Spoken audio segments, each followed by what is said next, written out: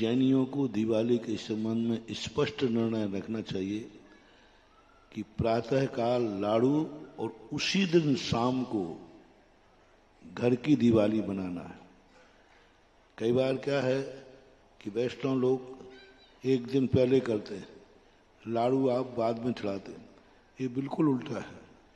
गौतम गणधर को आपने पहले केवल करा दिया भगवान महावीर। हमें ना तो अमावस्या से मतलब है, अमावस्या का संबंध मात्र महावीर स्वामी से है। महावीर स्वामी का जो मोक्ष है वह स्वाति नक्षत्र में अमावस्या के प्रत्यूष काल में हुआ था। तो महावीर स्वामी के लिए हमें अमावस्या देखना है, तो वो अमावस्या 1 तारीख को है। अन्य लोग हैं जो 31 तारीख की रात में मनाए, 31 महीना है ना, 31 की रात में मनाएंगे वो। लेकिन जैन दर्शन के अनुसार जो भगवान महावीर स्वामी का मोक्ष कल्याणक है वो 1 तारीख को है। और गौतम गणधर को केवल ज्ञान अमावस्या से संबंध नहीं रखता, दोपहर से संबंध रखता है।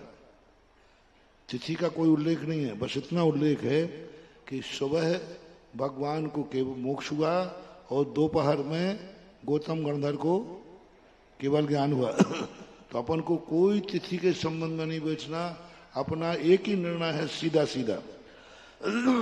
सारे लोगों से कहे कोई पंचांग की जरूरत नहीं, कुछ जरूरत नहीं।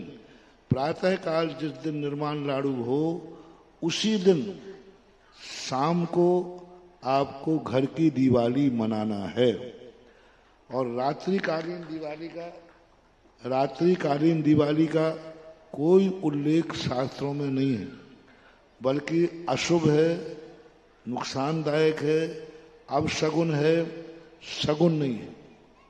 इसलिए दिवाली जैसा कार्य को आपको हमेशा दिन में मनाना चाहिए। इस बार दिवाली मनाने का आप लोगों के लिए मुहूर्त है 2 से लेकर 3 बजे के बीच का, जो घर की दिवाली है। रात्रि में कोई दिवाली मनाने का उल्लेख ही नहीं, तो मुहूर्त देखने का सवाल ही नहीं। हमारे यहाँ दिवाली का जिन पूजन में दिवाली की पूरी विधि छपी हुई है कि आपको सुबह सब स्नान कर आदि करके घर से 16 दीपक लेकर 32 बातियों की 64 ज्योति बना करके और मंदिर में जाकर के लाड़ू ले जाकर के चढ़ाना चाहिए।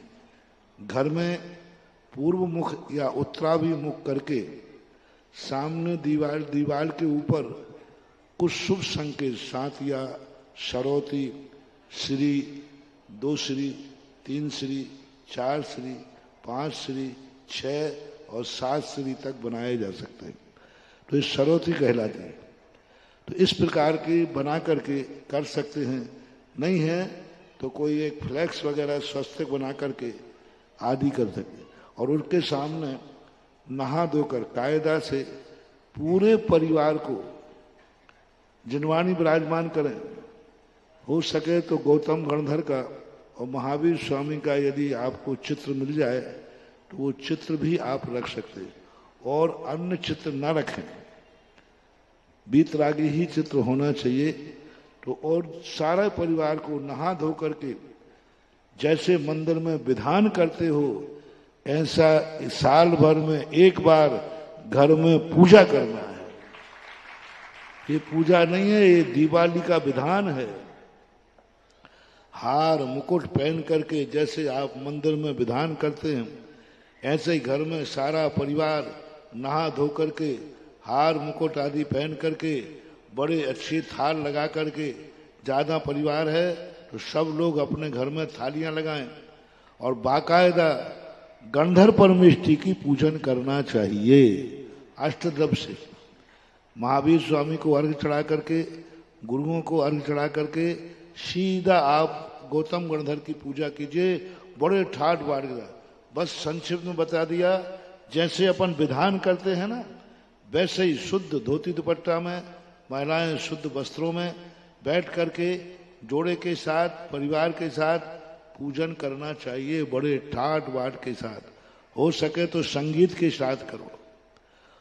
और दीपक में तेल का दीपक नहीं जलाना, घी का ही दीपक जलाना। घी नहीं है तो कपूर का प्रयोग करना, लेकिन तेल का दीपक अरहंत भगवान के निमित्त से तेल का दीपक का निषेध है। और जब पूरी पूजा हो जाती है तो उसके बाद एक मंगल कलश की स्थापना पूजन के समय कीजिए, और वह मंगल कलश आप अपने स्थान पर पूजा विधान के बाद जैसा अपन मंगल कलश करते हैं घर में अलग जाकर के मांग ली। ये है दिवाली का मंगल स्वरूप। और यदि आप रात भर जगते हैं तो एक दीपक आप अखंड बड़ा वाला रखिए, पूरी रात जलिए। लेकिन दीपक पूरी रात जब भी जलेगा जब कोई ना कोई व्यक्ति पूरी रात भर जागरण करना चाहिए। एक व्यक्ति नमोकार मंत्र की माला भक्तांबरधि का पाठ करता हुआ रात भर जागरण करे। एक व्यक्ति जागरण नहीं कर सकता है तो बारी बारी से कहे, 1 घंटे कोई बैठ जाए, 1 घंटे कोई बैठ जाए, 1 घंटे कोई बैठ जाए। ऐसा यदि रात भर अखंड दीपक जलाना है तो, रात भर यदि अपने घर में उजेला रखना है तो कोई ना कोई एक बारी बारी से जागता रहे। ऐसा करके फटाके कला भी नहीं फोड़ना। फटाके अपशगुन है, अशुभ है। ज्योतिष शास्त्रों के अनुसार बारूद को अपशगुन कहा है। बारूद यदि कोई कहीं ले जाते दिल जाए तो अपशगुन माना गया है ज्योतिष शास्त्रों में।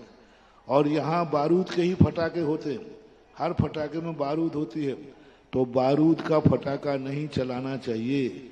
ये आपके लिए अपशगुन माने जाते हैं। आप मानते हैं खुशी और वो आपके लिए अपशगुन कहलाते हैं। बाजे बजाओ, संगीत बजाओ, सारे घर वाले लोग मिलकर के थाली और चम्मच ले लो, एक साथ बजाओ, फटाकों से ज्यादा आवाज आएगी। शुभ भी होगा और अशुभ भी होगा। घंटी ले लो, झालर ले लो, जो कुछ भी है। तो इस प्रकार की दिवाली का संक्षिप्त रूप बताया। दुकान की आदि दिवाली पर कुछ नहीं करना। फैक्ट्री आदि में 5 दीपक जला करके आप शुभ संकेत आपकी मशीन आदि पर श्री लिख दें, स्वस्तिक बना दें, बस यही है। पैर आदि पड़ने की जरूरत नहीं है। और धन दौलत निकाल करके पूजा स्थान पर नहीं रखना, क्योंकि तुम यहाँ रखो और चोर भी दिवाली मनाएगा।